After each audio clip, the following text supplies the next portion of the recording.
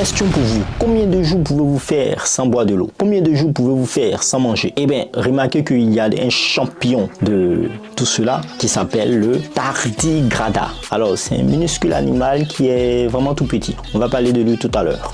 Restez scotchés. Alors, le deuxième nom du tardigrada est l'ourse-tau. On va parler de ces différentes caractéristiques. D'abord, la première caractéristique, c'est quoi? C'est la morphologie et la taxonomie. On va expliquer tout ça doucement. Les tardigrades sont des animaux microscopiques, souvent d'environ 0,5 mm de longueur. Ils appartiennent du règne animal au filum tardigrada. Et le nom vient du latin tardus, signifiant lent, et gradius, signifiant marche, en raison de leur démarche lente. Les tardigrades ont un corps cylindrique et divisé en segments. Ils possèdent également des pattes terminées par des griffes, ce qui contribue à leur capacité de déplacement. On va parler maintenant de sa deuxième caractéristique, la cryptobiose. Non, ça n'a rien à voir avec Superman. La caractéristique la plus fascinante des tardigrades est leur capacité à entrer en cryptobiose en cas de conditions environnementales difficiles. Qu'est-ce que ça veut dire? Lorsqu'ils sont confrontés à la déshydratation extrême, les tardigrades perdent la majeure partie de leur eau corporelle et entrent dans un état de dormance appelé cryptobiose. En ce sens, ils peuvent survivre à des environnements arides, à des températures extrêmes et même au vide de l'espace.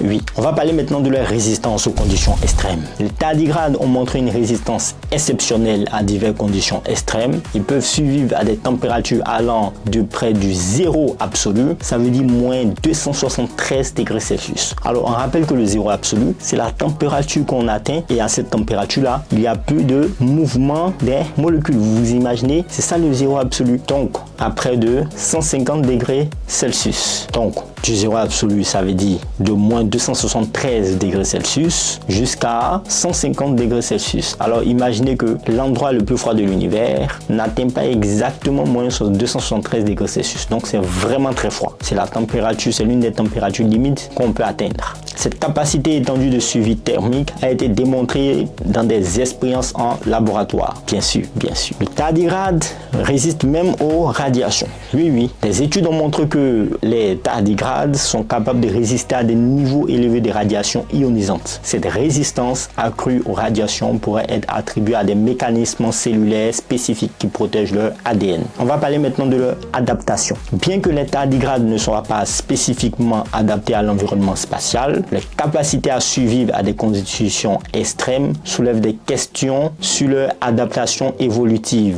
au fil du temps. Les scientifiques explorent encore des mécanismes moléculaires et cellulaires qui sous-entendent ces caractéristiques remarquables. En résumé, qu'est-ce qu'on peut dire sur le champion de la survie, le tardigrade? Le tardigrade est un exemple impressionnant de la diversité du règne animal, démontrant une résilience exceptionnelle face à des conditions environnementales extrêmes. Les adaptations telles que la cryptobiose et la résistance aux températures et radiations extrêmes font du tardigrade l'un des sujets intéressants pour la biologie et la recherche astrobiologique. Et oui, parce que si un jour on veut aller vivre dans l'espace, il faut bien étudier comment fonctionne le tardigrade. Oui, ça nous servira peut-être un jour. Peace out.